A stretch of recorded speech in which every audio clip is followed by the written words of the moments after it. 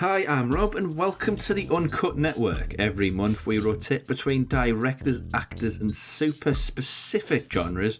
We cover everything from exploitations to things your parents will absolutely approve of, relative unknowns to household names, and everything in between. The Uncut Network is the movie podcast of all the niches, and to cover all those things and more, I am joined by Vincent. Hello there. Anything happens on this podcast and I'm yours, no matter what. Anything a minute on either side of that, and you're on your own. I don't sit in while you're running it down. I don't carry a gun. I podcast. In my head canon, I like to believe that Vincent's remembered all of these quotes. I'm not going to correct you. And also joining us for the first time on this podcast, although he has been on our spin-off last night, Simon. Hello there. Hello. I wish I had something to intro with as good as that, especially considering how highly in regard I hold Drive. But I don't, so I just wanted to say hi, everyone. He's saying that, he's burying the lead entirely. He sat there in some clothing that is good for the occasion. He's sitting there. Listeners, you can't see us, obviously, I hope, but Simon's jacket is the kind of thing that when you see it, you might remember a story about a frog and a scorpion. I'll just leave it at that. Indeed. It's very comfortable and it's very cold tonight, so it is keeping me nice and warm.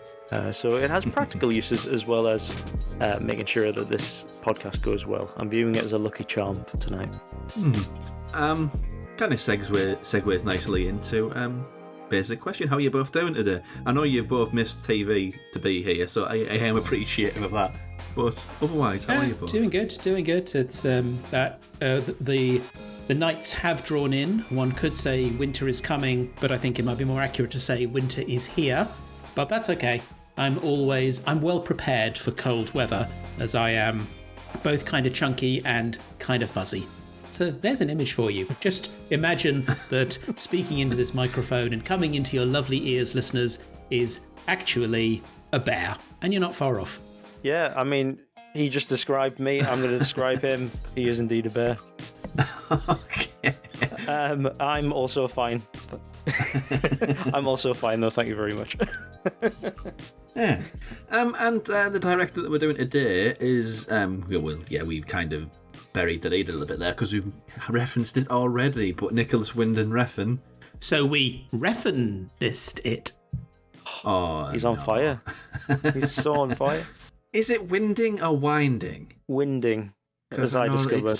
It's Scandinavian, so the pronunciation's a little less. It's like Mads Mikkelsen isn't Mads Mikkelsen, it's Mads Mikkelsen. Yeah. It's Mikkelsen. Yeah. So we pronounce everything wrong from Scandinavia, I think is the short story. But I believe it is Nicolas Winding incorrectly as well. Probably. It's just a good job that nobody from Finland is like really famous, because those names, they're just unpronounceable. And Iceland as well. Oh, wow. I mean, speak for yourself, Bjork exists, so... She's like entry level for Icelandic, isn't she? I guess, and she does have the good grace to keep it down to one word, but... Probably, maybe that was probably a conscious choice. I bet she or her agent thought, let's make sure that you're a pop star. You can have a single name, a single, word for your name, but let's make sure it's something the rest of the world can pronounce, especially those bloody English. Yeah, we just change everything so we can pronounce it easy. Yeah. It's just what we do. But yes, that's why we created the British Empire and fucked the world.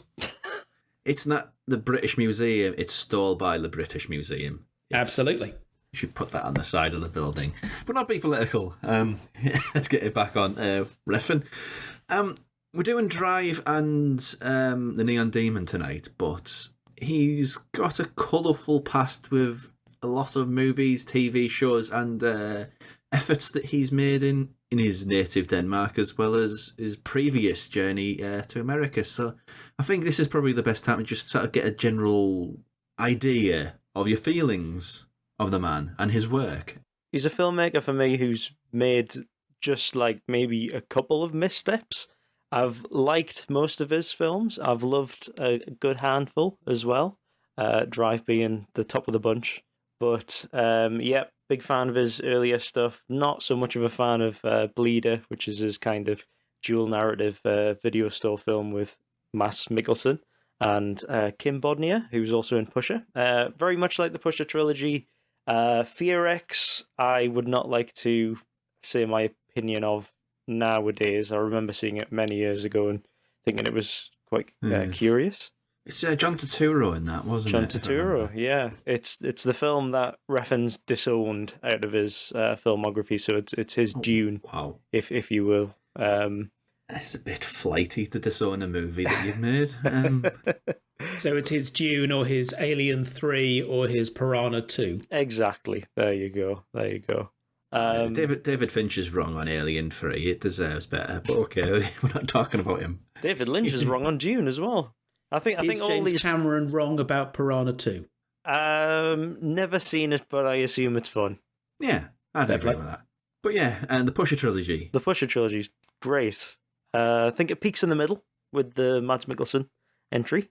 And has anybody seen Copenhagen Cowboy yet? The Netflix show that he did. Oh no, his TV shows, they have a bit of a reputation, don't they, for his worst excesses. Yes, indeed. I think Copenhagen Cowboy's definitely much weaker than his other TV show, Too Old to Die Young, and again the Pusher trilogy. But I think it's sort of semi-related. I think there are a couple of characters who could be alternate versions of characters in the Pusher trilogy. So if anybody wants to see a more mystical, stylish, slowly paced Pusher movie, go and watch Copenhagen Cowboy on Netflix.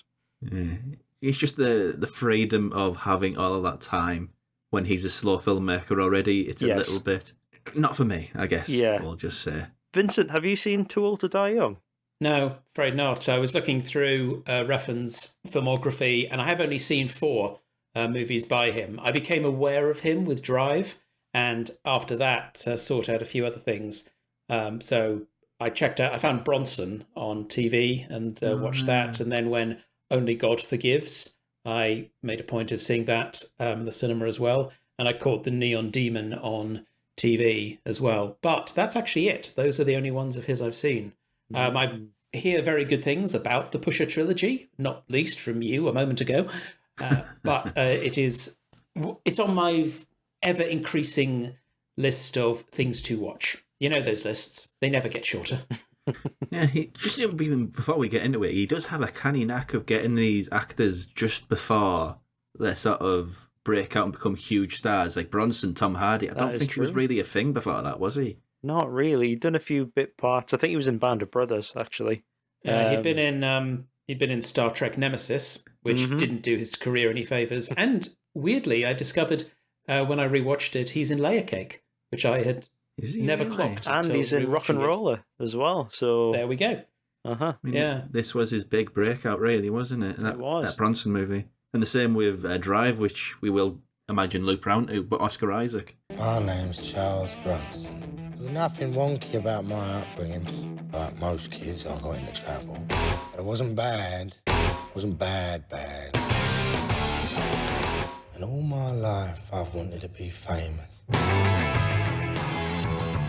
This is the post office I did over. This is what I got away with. This is what they gave me. 7 years. Don't worry, son. You'll be out in 4. But I still have my principles. I am Charlie Bronson. I am Britain's most violent prisoner. Prison was brilliant. I loved it. It was exciting, on the edge. It was madness at its very best. You're ridiculous. It's very exciting to meet you. You're quite a celebrity on the inside. You'll never understand. You're no more mad than I am, and that scares them.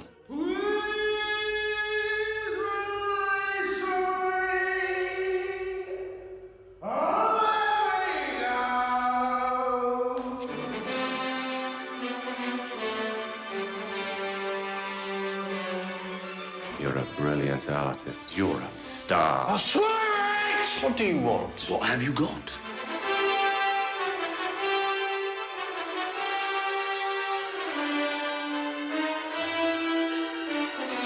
want to make a name for myself. Yeah, doing what?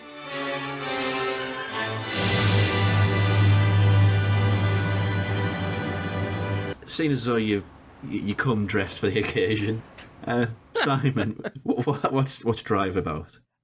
Drive is the tale of literally me, who Drive is a story about a stuntman who moonlights as a getaway driver who doesn't really seem to sleep at all. But he's a hardened professional. He likes to keep things simple. Like Vincent said, you've got 5 minutes to basically let him do your getaway for you. And either side of that, you're on your own. So it's all about control. It's all about focus. And then one day he bumps into his neighbour. You're going to see him that he's been living in this apartment for a couple of months, but he meets a neighbour called Irene, played by Kerry Mulligan, and forms a bit of a connection with her, which is mostly without words, really. He's a very, very, very quiet man indeed. But they really strike up this emotional chord. She has a son, but her husband, played by Oscar Isaac, playing a guy called Standard Gabriel, is in prison. He comes out of prison, and he has some money to owe to some gangsters. So whether the driver, whatever you want to call him, he certainly hasn't got a real name, whether he interferes or not is the sort of linchpin of where the film goes after that. Yeah. Just a few other members of the cast as well before we jump into it, but there's Bryan Cranston's also in it, Ron Perlman and Albert Brooks. It's one of those movies you watch it now and you think this is star-studded, but at the time that was very, very much an indie movie, which just shows you how the sort of it had Christina Hendricks in her Mad Men era as well. Yeah, so lots of good gets there. But Vincent, feelings on Drive? Drive is was a very pleasing movie to rewatch for this podcast because I've got a good history with the film. I'm now going to share my origin story with Drive. So I saw Drive in October 2011, which is when it first came out. I actually saw it on a preview, so it was I think it was like a week or so before its general release, and I didn't really know what to expect, and I loved it. I was absolutely enthralled. I'm a bit of a I'm if I may blow my own trumpet, I'm something of a world expert on Michael Mann. And Drive has a lot of Mann-esque elements to it, very similar in ways to Thief, Heat, and especially Collateral. So I found a lot in Drive that I really liked. And I wrote in to a radio film review program on Radio 5 Live with a certain Dr. Mark Kermode as the critic. And my email was actually read out by Simon Mayo. In this email, I described Drive as having highly expressive use of mise-en-scène, at which point Mayo crumpled up my email and said, yeah, it's a bit heavy there. And Kermode went on to say that even his wife, who's a professor of film studies, wouldn't use terms like mise-en-scène because it was pretentious nonsense. When I met Kermode at a book signing, I did call him out on this, and he did apologise. So, good for him for doing that. But I stand by what I said at the time. You need to get Mayo next. It's a claim to fame, though. It is a claim to fame. I'll say. Yeah. I've written into that show a few times, but the first time I actually got read out on national radio, I got insulted. All thanks to Drive. It's all good. But I stand by that. I mean, I have a PhD in film studies myself, so I consider using terms like mise-en-scène entirely appropriate. And I don't think you're wrong, Vincent. I don't think you're wrong. Mise-en-scène is delicious. Thank you very much. But what's particularly interesting with seeing Drive, on the one hand, it's got this gorgeous, suffusive mise-en-scène, not to mention cinematography, and I felt very drawn into it. But I always remember on that first viewing, I didn't entirely know what to expect. I noted it carried an 18 certificate, so I thought, well, okay, there'll probably be some shootouts. Little did I know it wasn't going to be just a shootout. It was going to be some of the most shocking violence I had ever seen on screen. And I have seen a lot of action movies. I have seen a lot of crime movies. I've seen a lot of horror movies. So when something shocks me, it's doing something quite distinct. I expect we can talk about it in more depth, but the elevator scene is rightly, I think, notorious for being one of the most shocking things that ever came across a screen. But what's, I think, striking about the movie, among many things, is it does this magnificent balance of these different elements. So that elevator scene has this incredibly visceral, brutal violence, but immediately before that is a beautiful, romantic, sort of almost pause in time in that regard. And the shocking violence carries on. I mean, when it happens, it is brutal and you feel it, which I think is an interesting thing that you don't necessarily get, because movie violence tends to be quite sanitized, and Drive doesn't sanitize its violence at all, which I think is making an interesting point, because because its central character is a movie stunt driver. So I think it's making a kind of a commentary there about the distinction between movie violence and, in scare quotes, real violence. But despite that, my overall response to the film wasn't one of shock or disgust or even the visceral thrill. It was suffusive. I felt it was something that had just sort of gone through me and gone like, or perhaps I was along for the drive. And it's a film I've gone back to several times. It was one of my top films of 2011.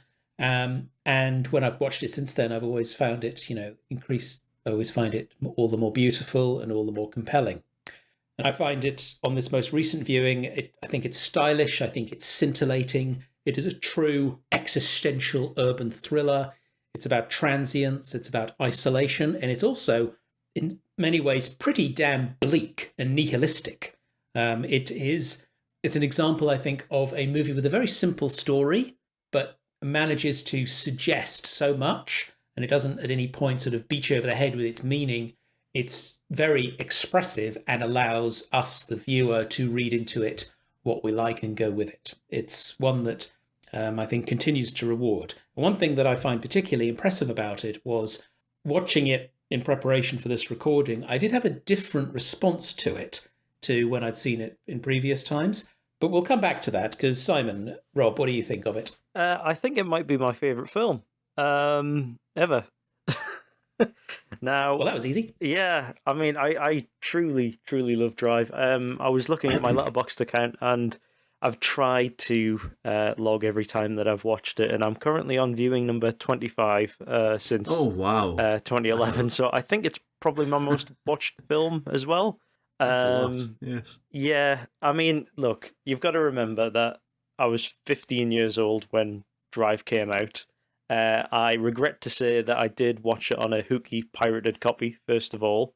And that one was not actually the version that was released in theaters. It was actually a pre-release version that has a different sound mix. It's got different credits. So Angelo Badalamenti is still listed as the composer in the opening credits, weirdly enough.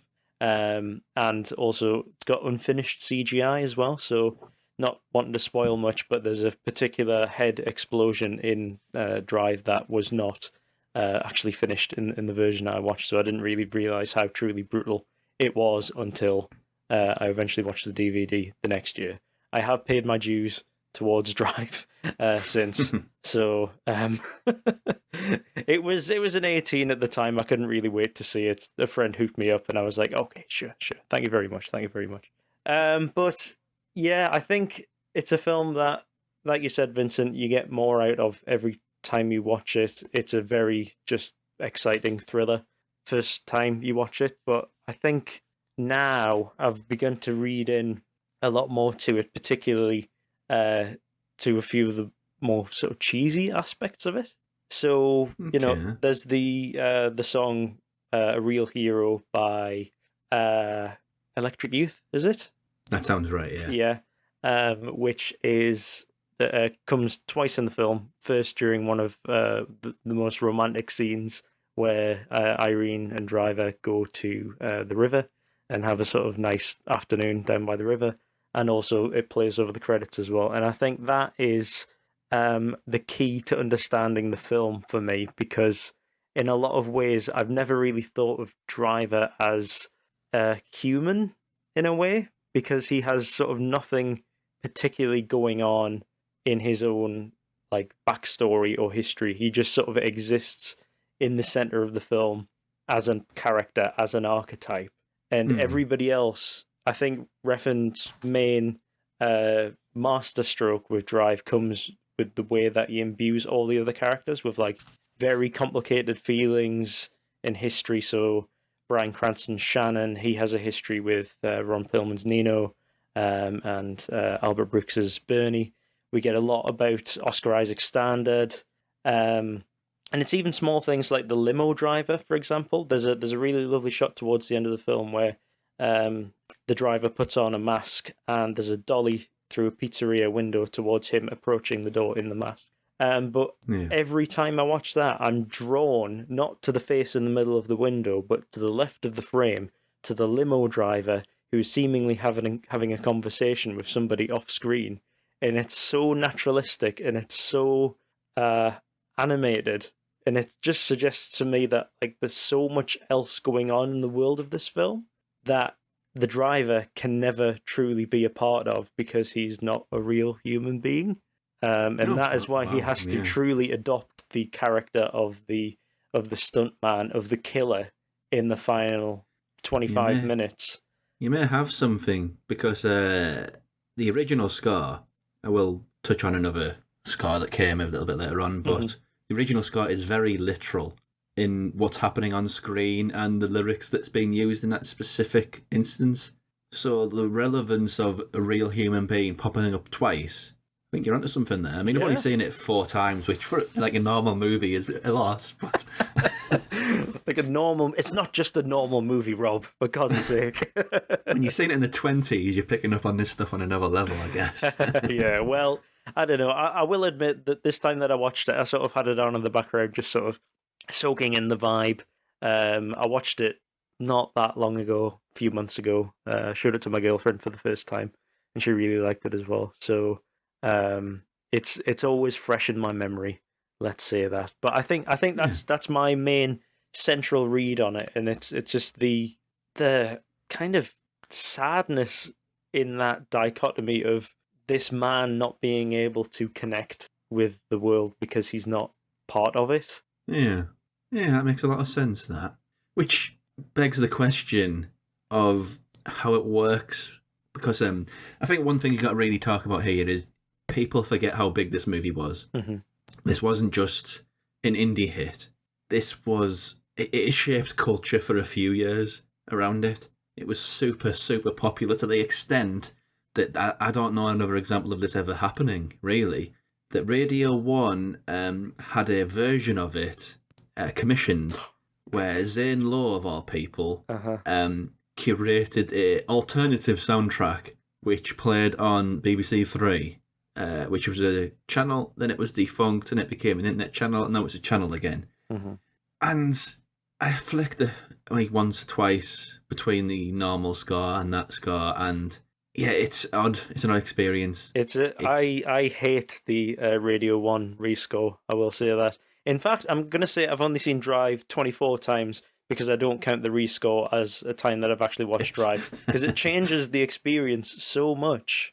That beautiful Cliff Martinez score, the chromatics, tick of the clock at the beginning of the film and the opening chase.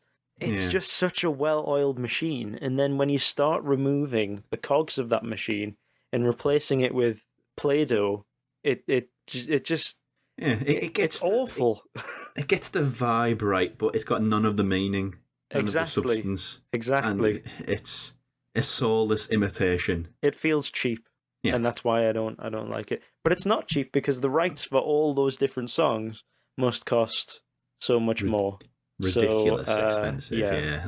It's available on certain releases of the Blu-ray. I don't think it's available on the Second Sight one, but I think there was a special collector's edition from a few years ago that has it on. Yeah, that's the one that I have. I need to update to the Second Sight one. The Second Sight one has a fantastic commentary on it between Refn and Peter Bradshaw, where I think you can definitely tell the Neon Demon version of Refn is kind of like infecting the film as it goes along, because Peter Bradshaw's talking about the driver on the beach at the end in the mask, where he's running after another one of the bad guys. Nino. I just didn't want to spoil it. Well, actually, let's not say what happens to Nino. Well, we do spoilers on this, don't Do we? Oh, okay. Spoilers within reason. Okay. We're not going to give like an ABC, and this is exactly what happens in the ending. But within reason. I mean, because I think there's a few things to be said about the ending of both the films. Yeah, that is true. Neon Demon's going to be very, very difficult not to talk about. But yes, so Peter Bradshaw starts talking about the masked up version of the driver, and he's just like, wow, it's almost like he's become a slasher villain at this point, isn't it? And, I love that you mentioned that, because rewatching it the other night, the point when he goes after Nino, there's a point when the driver's in his car and then the lights come on, and I'm like, hang on, is this Christine? It's a Christine reference. Yeah. And, it's those headlights exactly. cutting through the darkness. That is 100% Christine. Yeah, and then the whole fact that he is going after the various, that he turns into this slasher type villain, complete with mask. Indeed. Let's not forget. Yeah, he does. It's a creepy mask as well. And what Refn has to say to Bradshaw's comment is nothing particularly insightful, like in terms of, oh yeah, I really thought that we could do this in this scene. Refn just goes, yeah, pure fetish, pure eroticism. And it's just like, wow, okay, so this is I think that's also the key to unlocking Neon Demon for me, because again, we'll talk about that in a bit, but it's all about the allure of the transgression, and I think that is what he's like fully tipped over into with all of his work after that. Only God Forgives, Neon Demon, Too Old to Die Young, Copenhagen Cowboy, and this is the last humanist Refn film to me. Just on that, are Drive and the Neon Demon Refn's only movies set in Los Angeles? Movies? Yeah. Yes. Too Old to Die Young is Los Angeles as well. Okay. So that's an interesting... So there is they do make a nice pair in that respect, I think, because they are both interested in aspects of Los Angeles. I mean, I made the Michael Mann comparison, but another film that Drive feels quite similar to is Mulholland Drive. That'd be a great little bill. Just thinking, Drive, Thief, and Mulholland Drive. Well, personally, I would go with Collateral Drive and Mulholland Drive, because Even those are still, all LA. You've got an amazing day there, 3 movies. Oh, yeah. Is Thief Chicago? Thief's set in Chicago. Gotcha. Yeah, well, fair call though. I think I've got to talk about my genesis with Drive, because everybody else has, so I think I have to have my turn too. And the first time I watched it, didn't get it. Didn't understand it at all. Because, again, it's one of these cases where you kind of have to go back past all of the hype, past all of... It becomes synonymous with film bros, like Film Bros' one favourite film is that and Fight Club. You got to scrub past all of that and go right back to the beginning. I do like Fight Club, I should admit, but it's not my favourite film, so... I like Fight Club as well, and I also like Joker, but... I'm acknowledging its reputation. I don't like Joker, so I'm fine. I'm a film doctor, not a film bro. I'm acknowledging its reputation, we'll say. But at first time, it was a bolt out of the blue. And when you hear about this new crime thriller that come out, you kind of have certain expectations of what it's going to be. And it was none of that. It was this quiet, contemplative, laconic sort of dream piece. And at the time, this is before any genre movies were really doing that. 2011 genre cinema was very, what you see is what you get, very, I won't use the word basic, but traditional will be a better word, maybe. And then this came out of nowhere. And I thought, what is this? This is weird. I don't really know how to feel about this. And it's one of the few occasions I don't often go to the cinema to see things multiple times, but it got its teeth into me. I felt there's something here, I just don't know what it is. And the second time, fell in love with it. Absolutely. It's just understanding its wavelength, because it's not a common wavelength, I think. Of the movies that it were inspired by it, none of them really captured what that mood was. I know it's not really inspired by it, but it became in the wake of it. I think the only movie that really has a similar sort of vibe is It Follows. Oh, okay. And, why would you say that? What was it called? Not what I expected you to say. There was another one as well. I can't remember what it was called now. Cold in July. Cold in July has a similar vibe to it as well. Yeah. So it's sort of like, it feels like a script from the time that's been sort of appropriated to our modern it's sensibilities. Sort of dreamlike and it's out of time. Okay, yeah. It feels like it. I mean, a lot of people, would say this is an 80s movie, because it has synth or something basic like that. But it just feels it could honestly be set in the 1940s, 1950s sort of golden era Hollywood if it wasn't for the cars. It has, and it equally could be set today. It has nothing that really ties it to any point in history, and it's weird. I think in that regard, it's unique even today. Yeah. It is that sort of lightning in a bottle moment that lots of people have tried to imitate it. I think. I mean, it's not. It's there's films that it's more similar to, of course, but recently The Killer reminded me of Drive in that single-minded sort of controlled thing. But that again is a film that's kind of exclusively about modernity and the way that we can sort of navigate the world in this new digital way, and we can streamline everything in our lives, especially if you're a psychopath, where you can just get all the tools that you need from an Amazon locker and then eat a hard-boiled egg on your way to a hit and you've got everything that you need. Well, naturally. Yeah. I'd like to pick up on something you mentioned there, if I may. Mm-hmm. What you were saying, I think the term psychopath is interesting because, and this is what I think in terms of my recent revisiting and being able to see it differently. So when I saw Drive initially, the first few times, I generally thought this is very cool, and Gosling's character, Driver, is really cool. He's minimalist. He doesn't say much. And that was my main response to it. Yes, he's very reserved. There's not a great deal to him. It doesn't really matter what he's all about because we can read and project onto this somewhat blank slate whatever we like. But watching it again more recently, with knowing more, and we have better understanding of certain aspects of humanity. Looking at him, I thought, is he neurodiverse? For instance, he does at some points come across he could well be autistic. However, there were also points where looking at him, it's like, or he might actually be a psychopath or a sociopath. I forget what the exact distinction is. There's the moment when he's in a diner having some coffee and pie, and this guy comes over to him and tries to recruit him for a job, and he has this incredibly chilling speech where he looks at the guy unblinkingly and says, "Shut your mouth, or I'll kick your teeth down your throat and shut it for you." And the guy takes the hint and leaves. But the expression, it's the stare that he holds. Yeah, the stare. Yeah, it's shark-like. Yeah, exactly. Shark-like, psychopathic. And then the fact that he later does go on effectively a killing spree, which you could argue is defensive, it's protective, but nonetheless it does appear to be something he is doing without much in the way of, it's something that he snaps into immediately as well. It's the motel shootout. Yeah. He doesn't really need much to prompt him to throw the mattress towards the door. He finds a weapon in the curtain rail. And stabs the guy to death. The entire scene is over in 20 seconds, and it's mainly because of his instant call to action of, I know how I'm going to kill these two people. Yeah. And later on, when he goes to visit the guy who hired Standard in the first place, I think his name is something like Coke. Driver doesn't waste any time. He goes into this strip club with a hammer, smashes the guy's hand, and he's then forces his mouth open with the hammer.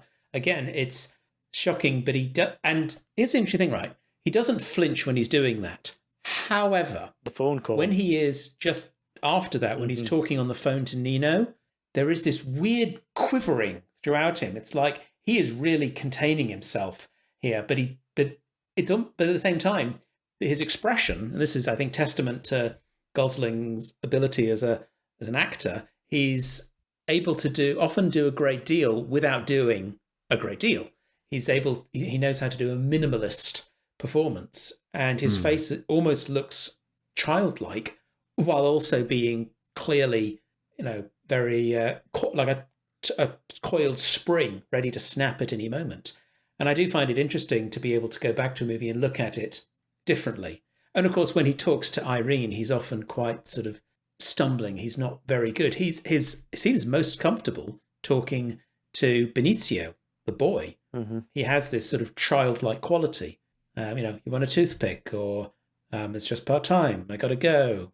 How do you know he's a bad guy? Oh, he's a shark. Well, you would know a thing or two about that, wouldn't you, Mr. Driver Fellow? And then when he tries to say, I'm going to go away, maybe you and Benicio could come with me.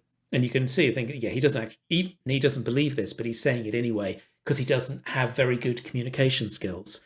So revisiting this film, I was able to get a lot more out of it, and still loved it just as much, but in different ways. But I love that you brought up that point about something psychopathic that's going on here.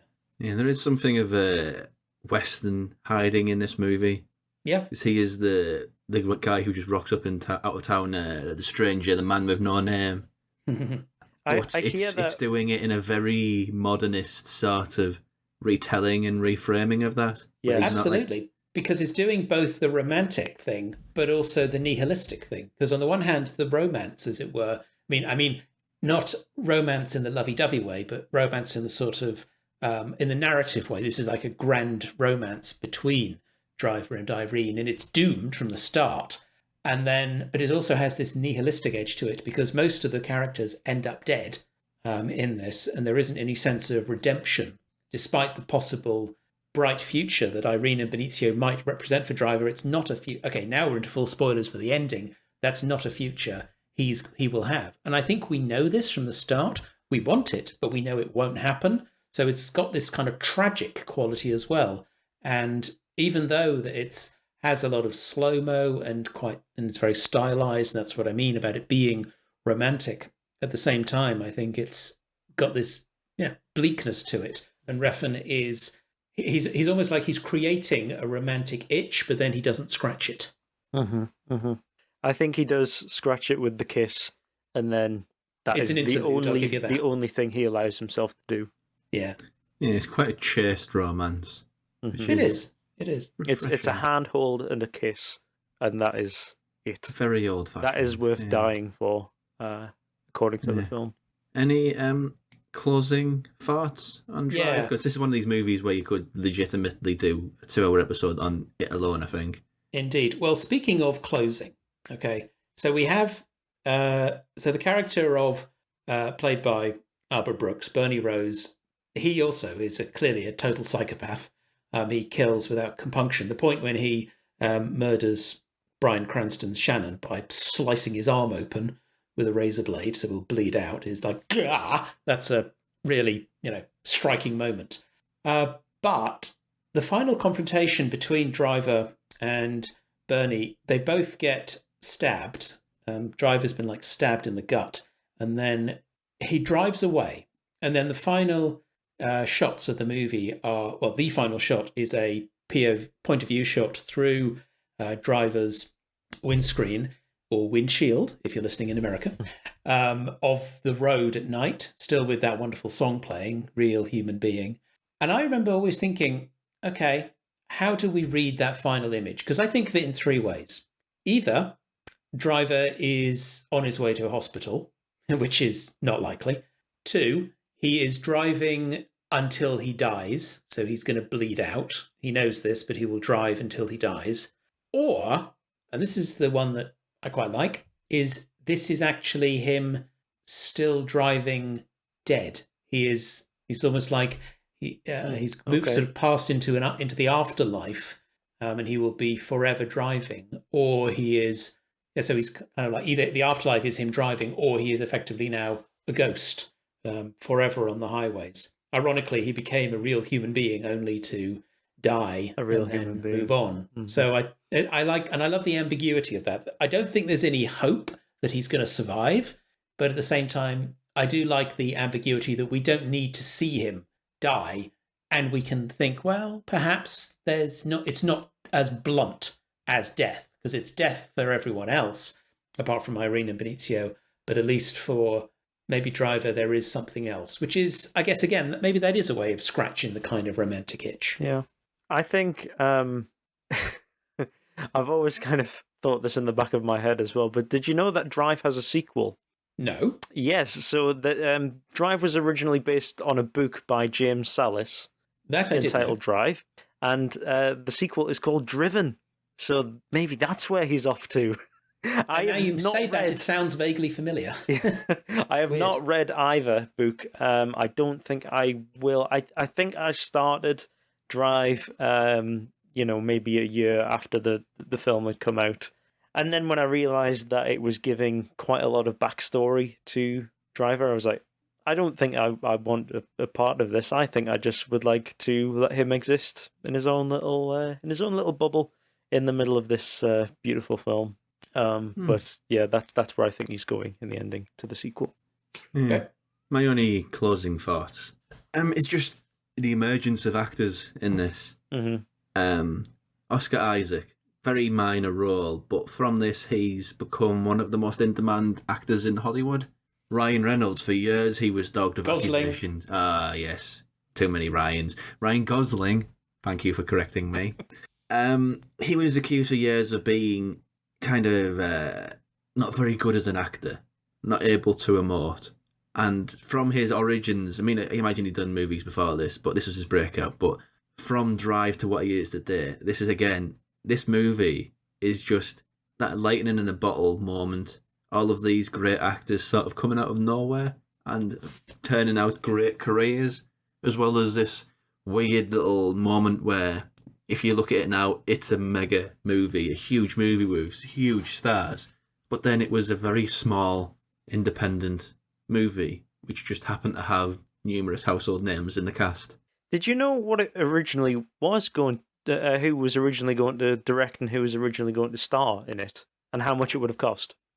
So Hugh Jackman was going to be the lead. Oh, wow. That's Neil different. Marshall was going to be the director, and it was going to cost $60 million. The version that we got cost 15. I mean, that's still an expensive movie, but 60 for what? On what? Hugh Jackman. Yeah, a fair dollop of that would have been for him, I imagine. I mean, most of that perhaps budget is probably yeah. And if you've got a star of that, like that attached, then perhaps that means that ups the budget overall, so you can get other bigger names as well. Mm-hmm. Can you imagine anything like that, though, with the sensitivity that this film has? Like, the beauty of it. I cannot ever imagine that, to be honest. I think it would have been very different. Mm-hmm. I do remember reading one review of Drive at the time saying this is definitely not the Fast and the Furious, which, no, it's not. There is some bits of Fast and some bits of Furious, but it ain't a Fast and Furious film. But I can imagine a Neil Marshall version of Drive starring Hugh Jackman would be somewhere between the Drive we've got and a Fast and Furious film. Yeah. It would probably be a lot crashier and a lot less stylish, I expect. Neil Marshall is capable of being of some engaging direction. He hasn't done it much in recent years. No. Let's not go there. But it would have been, it certainly would have been grittier, I think, and less. It probably would have been less existential. And I think it's perfect storm, lightning in a bottle, that we got what we did. Targeting me won't get their money back. I knew the mob wouldn't go down without a fight, but this is different. They've crossed the line. You crossed the line first, so you squeezed them, you hammered them to the point of desperation. And in their desperation, they turned to a man they didn't fully understand. Criminals aren't complicated, Alfred. We just need to figure out what he's after. With respect, Master Wayne, perhaps this is a man you don't fully understand either. A long time ago, I was in Burma. My friends and I were working for the local government. They were trying to buy the loyalty of tribal leaders by bribing them with precious stones. But their caravans were being raided in a forest north of Rangoon by a bandit. So we went looking for the stones. But in 6 months, we never met anyone who traded with him. One day, I saw a child playing with a ruby the size of a tangerine. The bandit had been throwing them away. So why steal them? Well, because he thought it was good sport, because some men aren't looking for anything logical like money. They can't be bought, bullied, reasoned, or negotiated with. Some men just want to watch the world burn. Just stepping away from the conversation to talk about some housekeeping stuff. The first and most important part is this podcast. Coming up next, we have a Christmas special, which details they're in the main recording, so I'll leave that up to then. After that, there's the 2023 review, which is going to be another double episode with our sister podcast, Pop Screen. But after that, in 2024, there's going to be a cycle off. So it's out every 2 weeks. So that first block will be taken off because it's Christmas. There's been a lot going on. It's earned, but we'll be back pretty much straight away. But if you do like what we do, there's going to be stuff on Patreon in that gap. There's always stuff on Patreon. Hundreds of hours of stuff. Well, I haven't counted it, so don't quote me on that. But yeah, there's our spin-off podcast from the Uncut Network family, which is Uncut from the Video Aisle, where we look at horror movies, horror franchises. Currently, towards the end of the VHS series, we have recorded them all, so that'll be coming out between now and the end of December, so that's something to keep up with.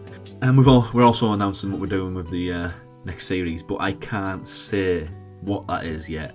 But I can say that I'll be doing it with our Asian cinema expert, Ben. So looking forward to that. Very big change of pace compared to the series, what we've done so far. What else is there? I'm keeping it with Patreon. Patreon.com/The Geek Show is our sister program, Pop Screen, which we'll be doing the end of the year review with. On that Patreon, on that Pop Screen part of that Patreon, is the extra episode, which I have been on recently, talking about 2 depressing but ultimately hopeful movies about Nick Cave, 2 documentaries from Andrew Dominic, so there's that to look forward to. There's also the usual articles, service as usual, with X-Files, Doctor Who, Red Dwarf. What else is there? Can you tell I'm not scripting this bit? Because I'm not scripting this bit, I'm sort of going off the cuff.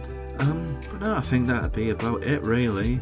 Besides the usual stuff over at thegeekshow.co.uk and the obligatory, if you like this podcast, please do share it with your friends, give it a rating or review, whether you're listening on Apple, Good Pods, Spotify, whatever it is. And I think that about cover this section. And now we're at the part of the show where we pick who is going to be coming on an upcoming episode, and it is Actors Uncut. And it's going to be recently, well, I'm dating when I'm recording this, but recently announced that he's going to be retiring, Michael Caine. So it's just a weird one asking what you think of Michael Caine, because he's pretty much cinema royalty, isn't he?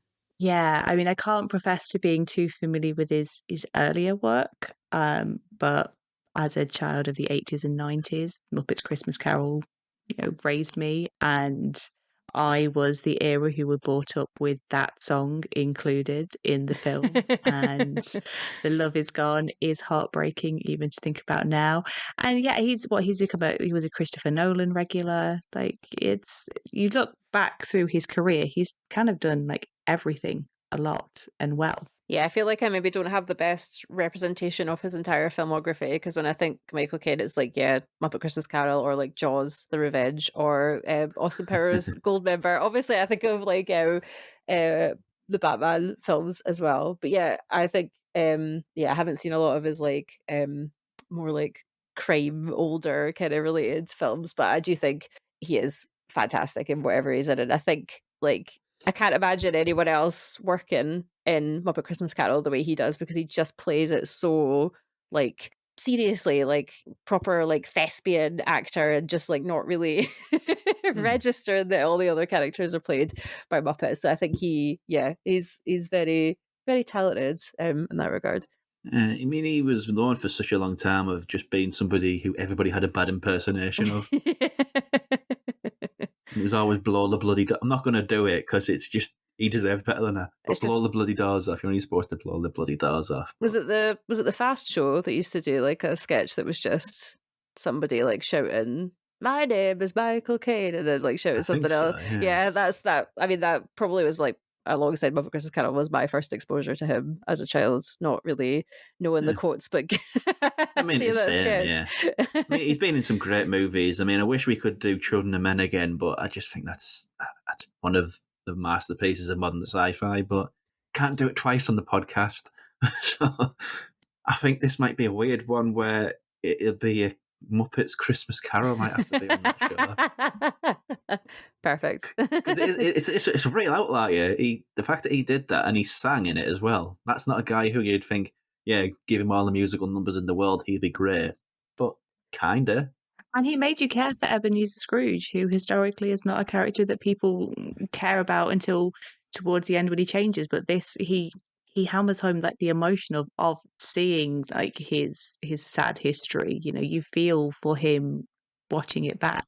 But yeah, my absolute favorite bit in that film is when, I mean, it is near the end, but I do think you feel for him the whole way through. But it's near the end where like Beaker gives him like his tiny scarf, and he's like, for me, and I was like, like teeing up for that because I'm just like, it's I do think he does when you see him like going back through his timeline and getting all upset and stuff. You do realize that he's probably just accidentally ended up on this path of not being a very nice person because he's not got a lot of people that like him either. So, I think he did a fantastic job in that one. Yeah.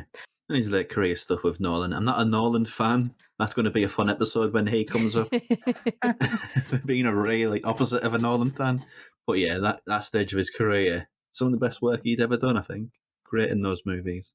Yeah, great in the Batman films, definitely. Again, just makes you feel really sad because he he just wants to look after Bruce, and he's away trying to be a superhero. I think he's very good he's got a good face at making you like instantly tear up when you look at his wee sad face. Yeah, it was great. I don't know if this is a controversial opinion, but the best Alfred. Yeah, I think so. I wouldn't argue with that. Yeah, I mean, he actually gets to do a bit more, doesn't he? Yeah. He actually gets to have a conversation with him that's not like, was it Master Grayson stolen the car? The other car. That's a quote from Batman Forever. Yeah. So yeah, he actually gets to have, he gives these big fatherly speeches, which is the impression that you get of Alfred from the comics is that he raised Bruce after his parents died. So, it's nice to see those sort of interactions in the films. Dean, we're having a little debate over here. We need your expertise. Okay. You know Gigi, right? Well, I mean, we just met. Wait, will you stand up so that he can take a look at you? Go on, stand up. Well? Well, what? What do you think? Do you think she's beautiful? I don't know. I mean, yeah, I guess she's fine.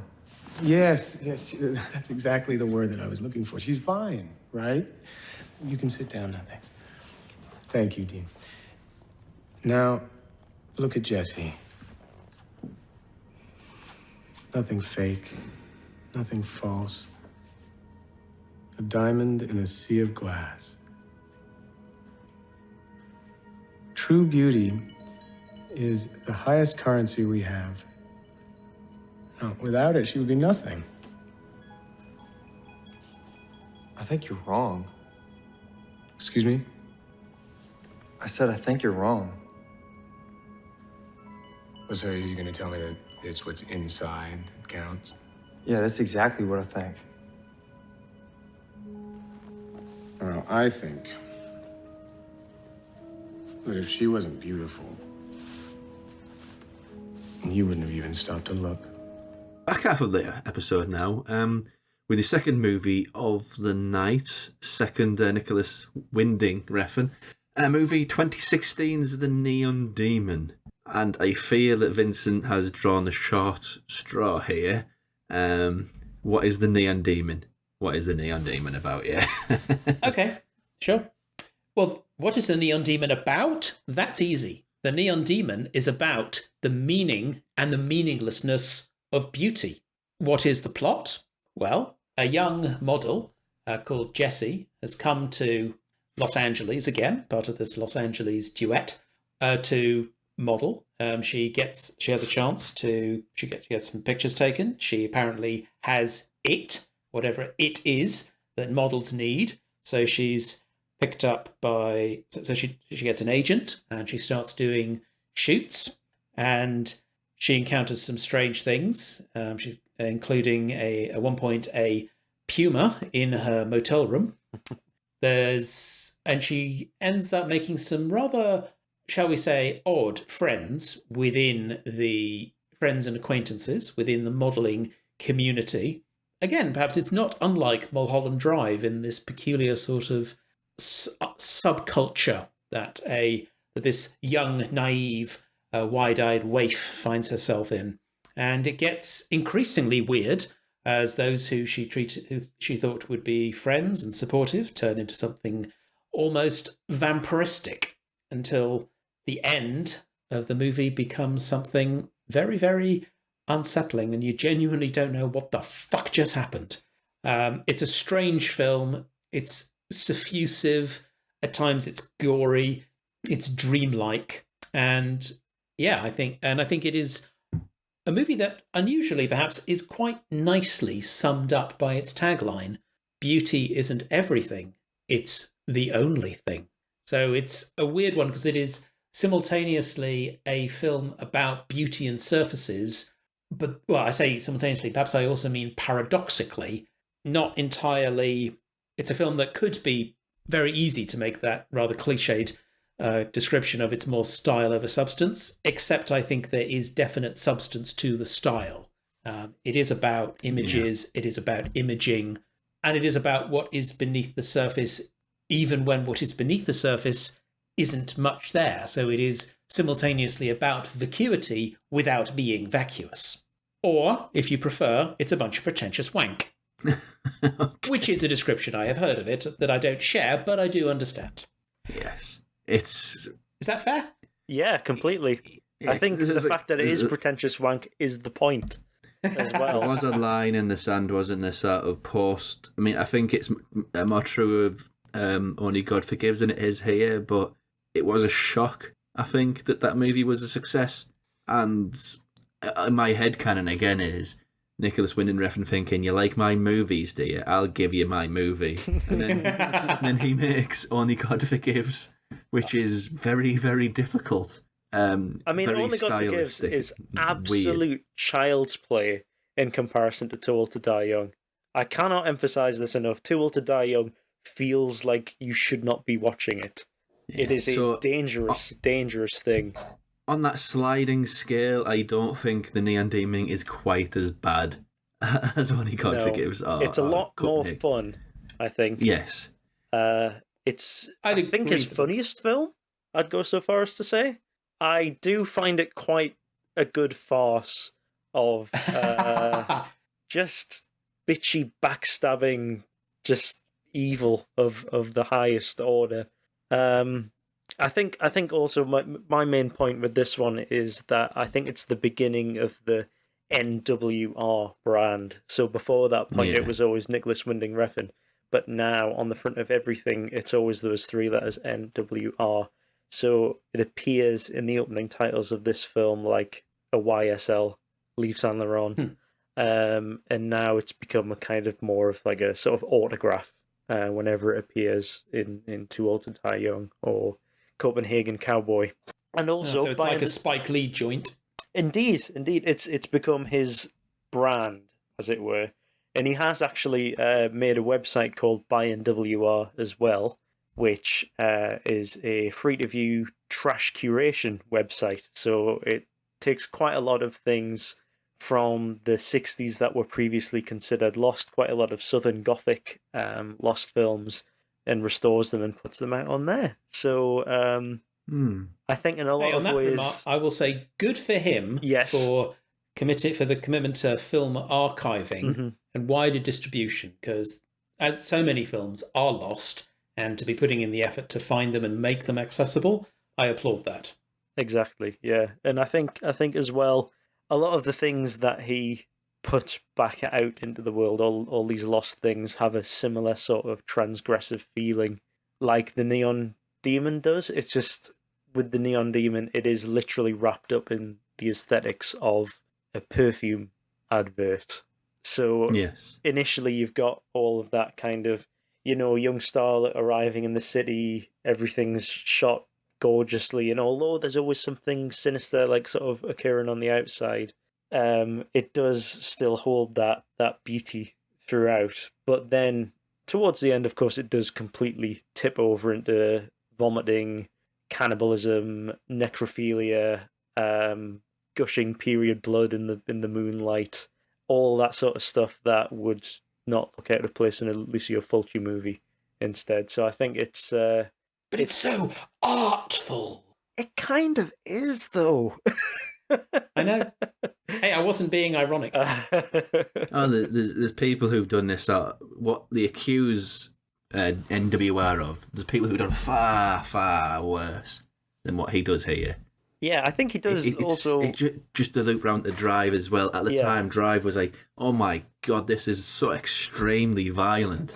But in the interim, 12 years, it just didn't feel as violent this time round.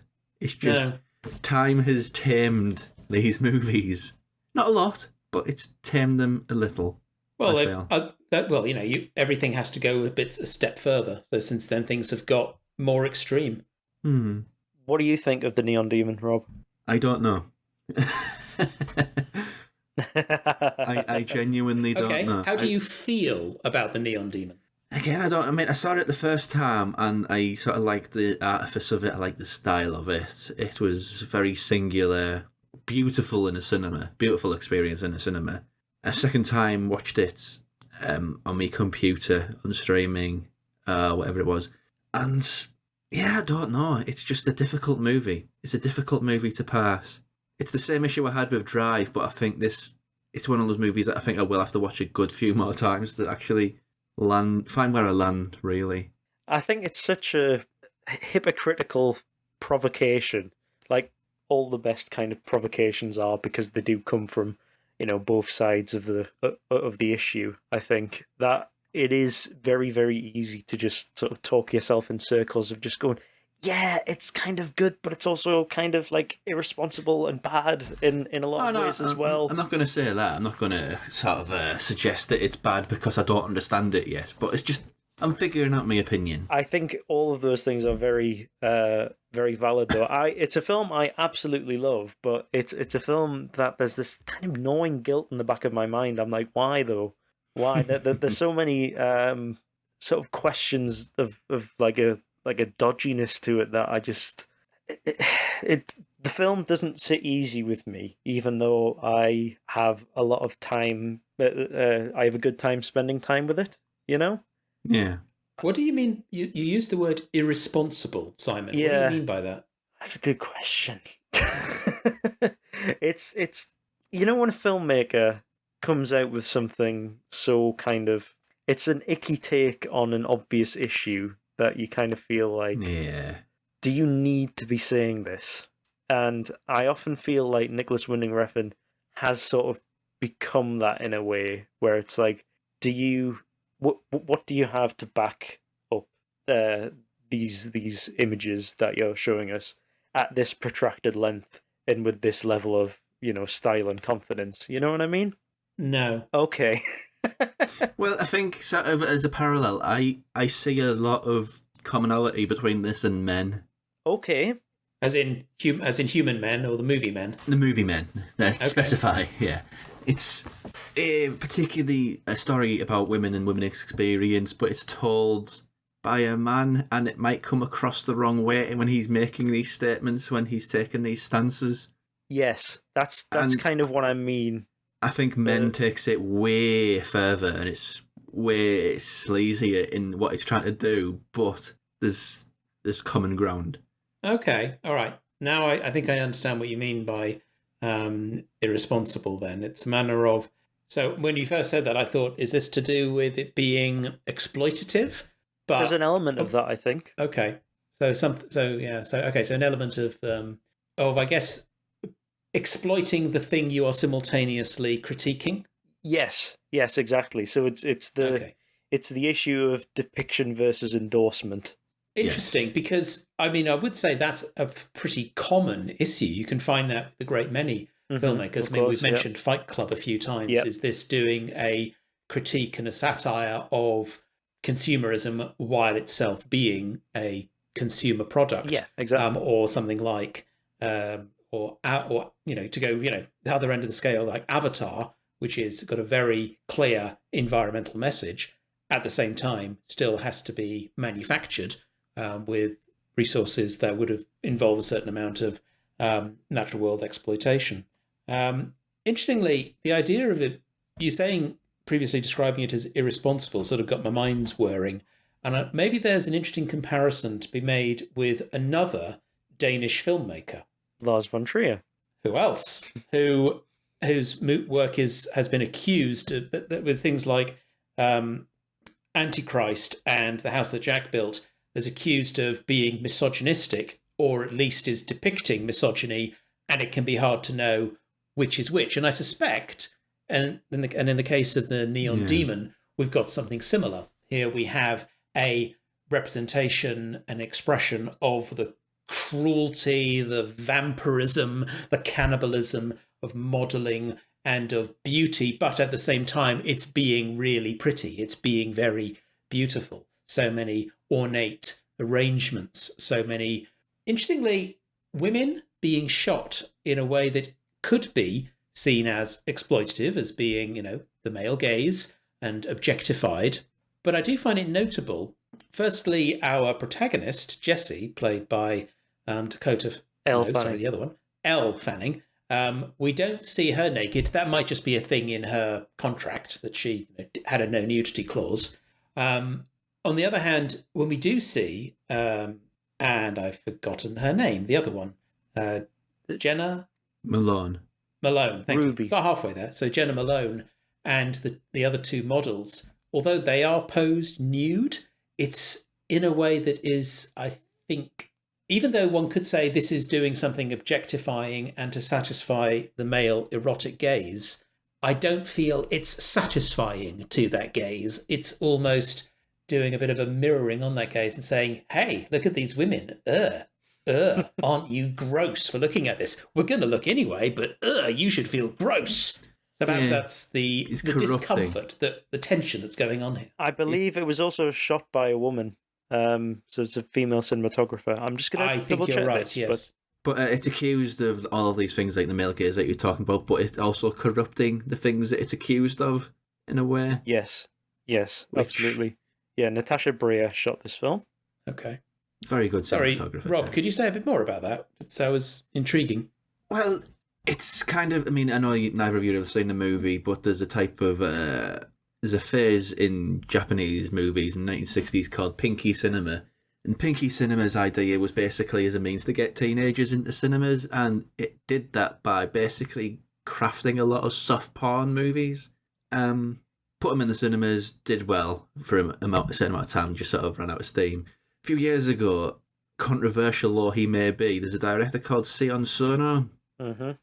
He made a movie called Anti-Porno, which is a Pinky movie, but it's also using every single opportunity it can to basically say this entire phase of movies is disgusting, and I'm going to sort of corrupt it and twist it and complicate the message that it's trying to say to show you what I really think of it and what these movies really are, whilst also being one of those movies.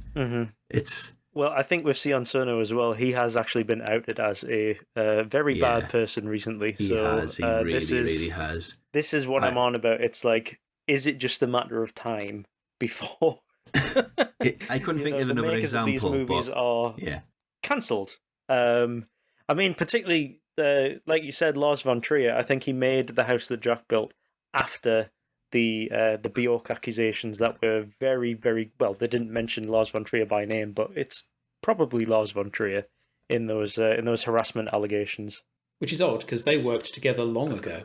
Yeah, well, exactly. The waves, I think, Dancer in the Dark. Dancer in the Dark, which I think came out in 2000. Yeah, that's right. Fun fact, Lars von Trier's only Oscar nomination was for Dancer in the Dark for original song. And it will be his only, I reckon. But yeah, he's become one of these. Nicolas Winding Refn's become one of these directors, hasn't he? That agent provocateur. Yes. Yes. And I do think, terrible. For what it's worth, I think if there was going to be something bad about Refn, it probably would have come out by now. I think he is just a man who is very interested in the in bringing this artifice to the screen, and that fetish.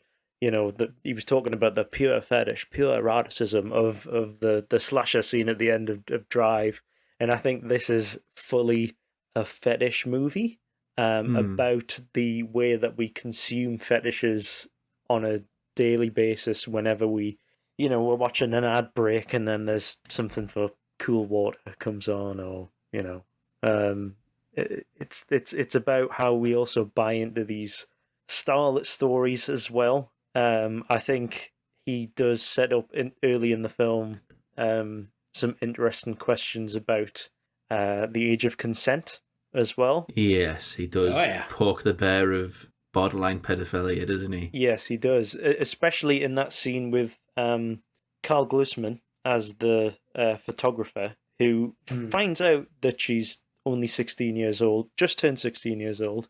And initially he's kind of like, oh man, okay, because you can tell that he was, a little bit interested in her. Cut to the next scene when he's dropping her back off at the motel. He leans in for a kiss. And I think that sort of just really pokes the flag in the ground and sort of says everybody in this industry is sort of out to get you in some way, out to exploit you sexually or physically.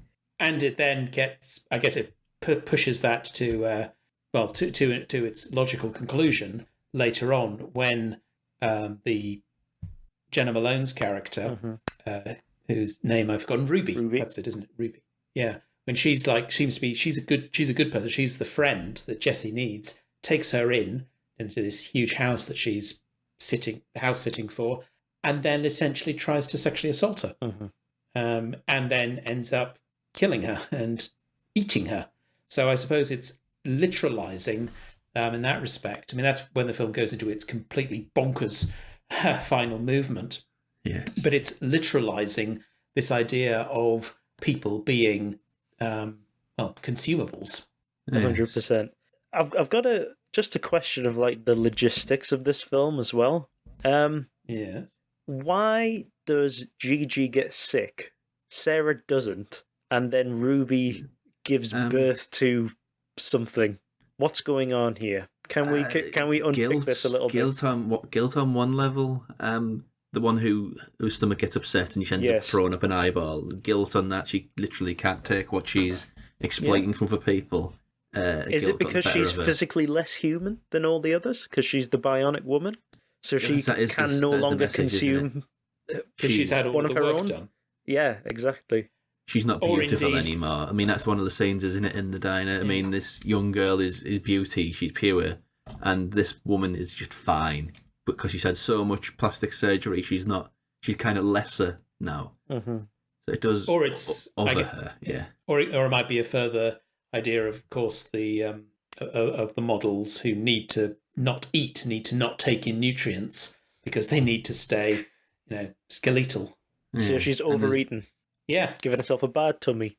Indeed. And the one who eats the eyeball, who doesn't care and just eats it, I think that's the sort of the devil may care aspect of a lot of that world. Her single tear as she eats the eyeball absolutely kills me every time. What a note to end that film on. Oh yeah. It's a difficult film though, I think. It is, but difficult. I think because it is simultaneously, it feels very surface, but at the same time, it also feels quite dense. So it's almost like a very dense surface. It's funny thinking about the references to eroticism and fetishism. I suddenly thought, another comparison one could make.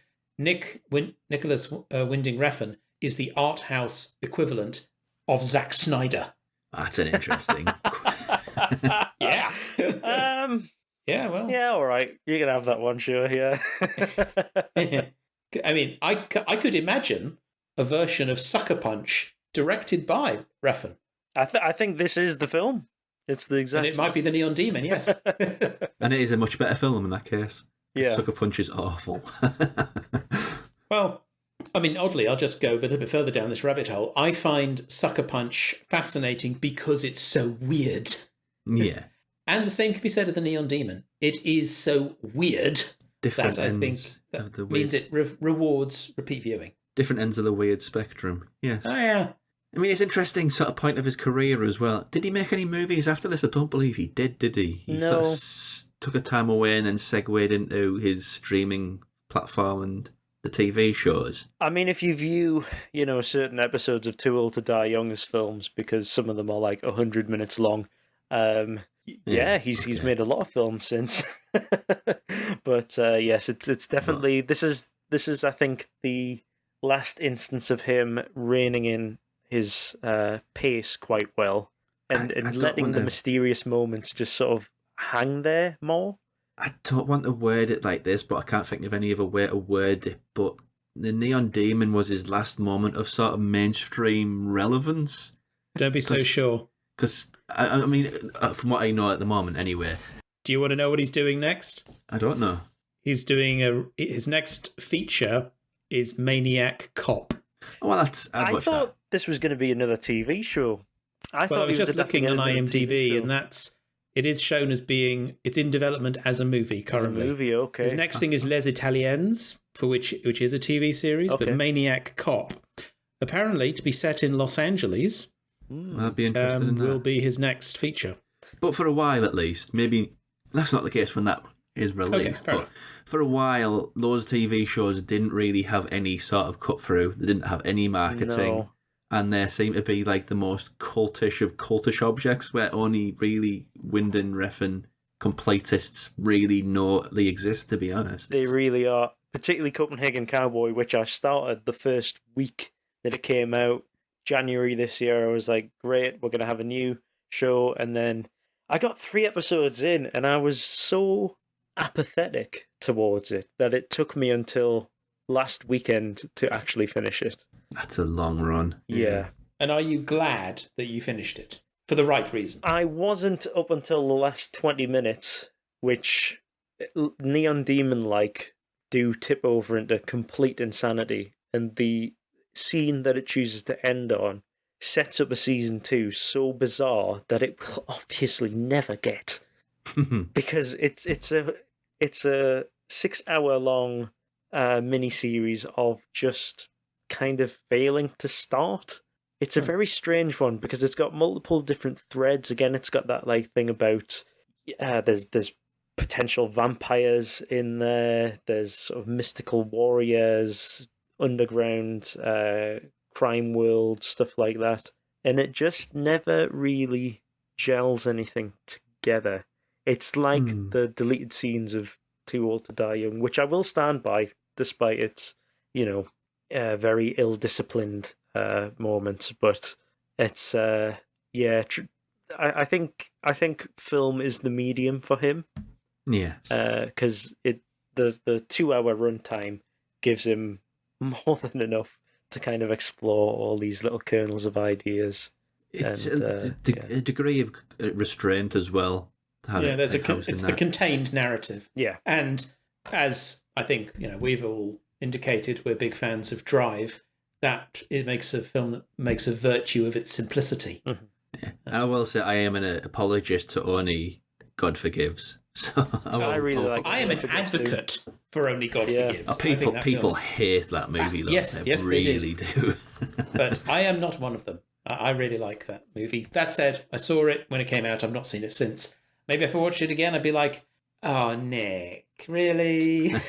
I think you'll like it more, Vincent, honestly. You may well be right. Yeah. So, closing on 2 questions. We kind of talked around them a little bit, but hypothetical situation, if his career ended tomorrow, he said, right, I'm retiring, I'm going to be a farmer or something. I don't know, I picked that at random.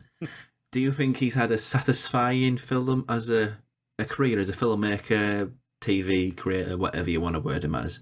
And on the opposite end of that spectrum, assuming he's going to have like a career going on for decades maybe, what would you like to see him do? What would you think would be a good place for him to take his career maybe? To the first question, if he retired, or yes, let's not get morbid here, retired tomorrow, then yes, I think we would see here was a really interesting, innovative, very European director who produced a number of distinctive pieces of work that stand together and will reward repeat viewings and stand the test of time. In relation to the second question, what would I like to see from Refn in the future? I am always interested to see how filmmakers work with. Can they bring, as you could say, the whole idea of the auteur theory grew out of French critics talking about Hollywood directors like John Ford and Alfred Hitchcock, who were able to put their own stamp on essentially production line work. So I always think it's interesting to see how does a distinctive filmmaker manage something that is more established, which means I'd be interested to see Refn do some kind of franchise piece. Maybe if he did a Marvel streaming series, like Benson Moorhead did quite a bit of Loki and also Moon Knight.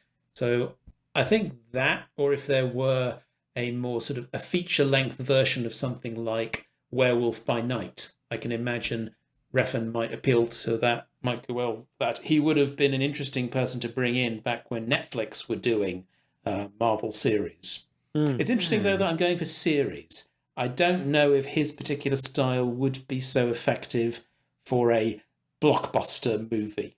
You know, so like a Rian Johnson doing Star Wars or Taika Waititi doing a Marvel. I think I'd be more interested in seeing how he would work with something with a long form but nonetheless contained narrative of a streaming series as part of an existing franchise. That's what I think would be interesting. Okay. And Simon, then? Well, yes, he made my favourite film, so I'd say, well done, Nicolas. You could retire if you wanted. Thanks very much, mate. But yeah, I do think he's a filmmaker that has had plenty of stumbling blocks in the past. I think he's learned a lot from his career in television as well. You know, he did a couple of jobs doing Miss Marple episodes. Did you know that?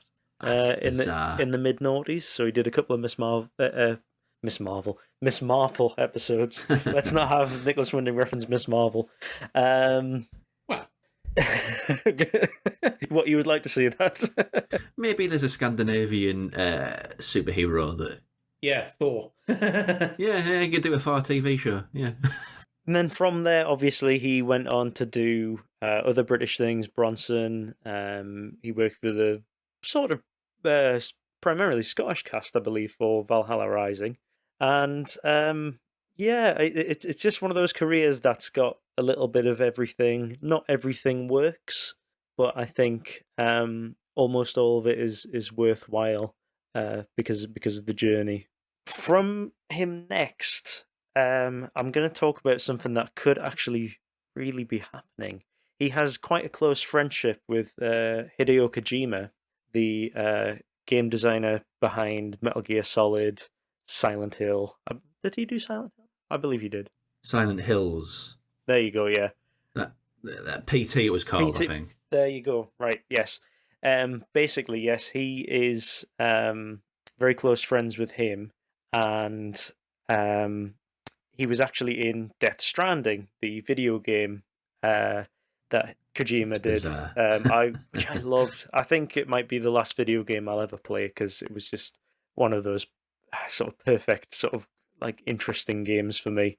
But there has been some talk for some time about a potential Death Stranding film, and I think that Nicolas Winding Refn, for all of his commitment to slow pace, mood, shonky writing, would be the absolute perfect fit for the Death Stranding movie. He's also friends with Guillermo del Toro, who's also in that, and I don't think he'd suit that material very well. But no, yeah. I think del Toro's a bit too lavish, I think. Yes, absolutely. But, yeah, so I think the Death Stranding adaptation, if he's going to take on a piece of IP, that is the one that I want to see.